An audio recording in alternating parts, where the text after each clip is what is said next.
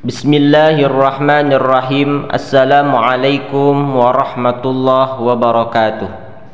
Alhamdulillah wassalatu wassalamu ala rasulillah, amma ba'du.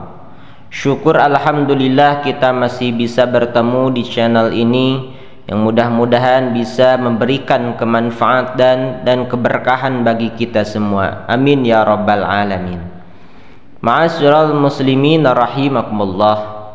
Pada kesempatan yang berbahagia ini, saya akan menyampaikan sebuah tema, yaitu yang begitu penting bagi kita sebagai umat muslim, yakni tentang 3 golongan orang yang tidak akan diterima salatnya di akhirat kelak.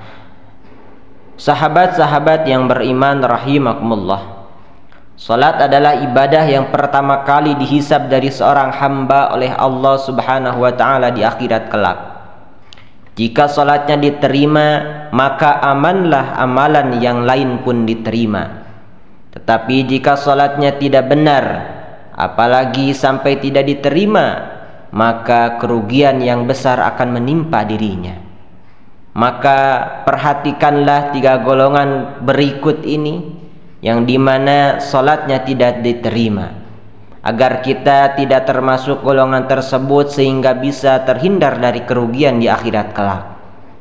Ma'asyiral muslimin rahimakumullah. Di dalam sebuah hadis yang bersumber dari Ibnu Abbas radhiyallahu anhu, Rasulullah sallallahu alaihi wasallam bersabda, yang artinya ada 3 kelompok yang salatnya tidak terangkat walau hanya sejengkal di atas kepalanya. Orang yang mengimami sebuah kaum tetapi kaum itu membencinya, istri yang tidur sementara suaminya sedang marah kepadanya, 2 saudara yang saling mendiamkan atau memutus silaturahmi. Hadis riwayat Ibnu Majah. Sahabat-sahabat yang beriman rahimakumullah, marilah kita bahas satu persatu supaya lebih jelas maksud dari hadis Rasulullah sallallahu alaihi wasallam. Yang pertama yaitu golongan imam yang dibenci. Imam di sini terbagi 2. Ada imam sugro atau imam kecil, yaitu imam salat. Apabila dia maju dan makmum tidak suka pada imam tersebut, maka salatnya tidak diterima. Tentu ketidaksukaannya beralasan syar'i, bukan alasan karena panjang ayatnya atau rukuknya, tetapi karena dia fasik, jahil, dan pelaku bid'ah. Yang kedua bisa berarti imam di sini adalah imam kubro, yaitu pemimpin umat atau pemimpin yang besar, baik sultan, khilafah, gubernur, presiden, dan lain sebagainya. Apabila jadi pemimpin yang tidak dicintai rakyatnya karena tidak amanah dan ketidakadilannya, maka salatnya tidak akan diterima. Bahkan bila dia berkhianat, maka dia tidak mencium bau syurga. Na'udzubillah tsumma na'udzubillah. Sebagian ulama menjelaskan, masuk dalam kategori imam juga adalah orang-orang yang diberikan amanah sebagai pemimpin di lingkungannya, seperti ketua RT, ketua RW, kepala lurah, hingga presiden. Dan apabila para pemimpin tersebut dibenci oleh warganya, maka salatnya tidak akan Allah terima. Golongan kedua yang dimaksud oleh Rasulullah sallallahu alaihi wasallam adalah seorang istri yang tidur sementara suaminya sedang marah kepadanya. Seorang istri yang membiarkan suaminya marah karena tidak terpenuhi kebutuhannya, sementara ia meninggalkannya tidur, maka setiap salat yang dikerjakan istri yang seperti itu akan sia-sia sampai ia meminta maaf dan meredakan kemarahan suaminya.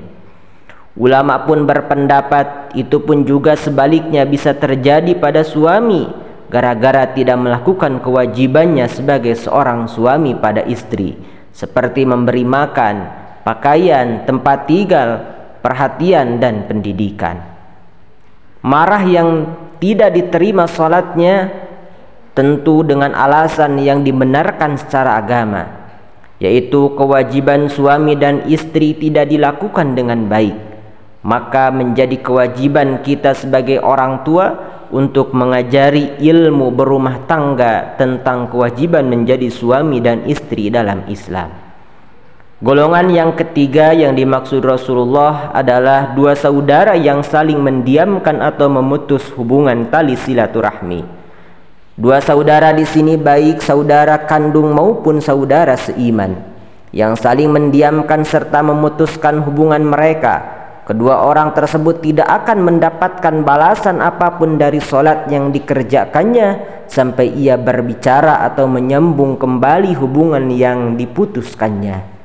Dalam hadis Rasul dikatakan tidak halal bagi seorang muslim untuk memboikot saudaranya lebih dari 3 malam atau 3 hari.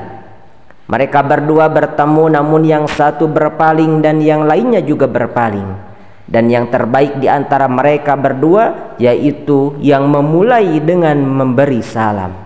Maka walaupun solatnya banyak sekali tetapi semasa hidup mereka bertikai, maka solatnya tidak diterima, tidak terangkat di hadapan Allah Subhanahu wa ta'ala. Bahkan dalam hadis lain dikatakan tidaklah masuk syurga bagi orang-orang yang suka memutus tali silaturahmi.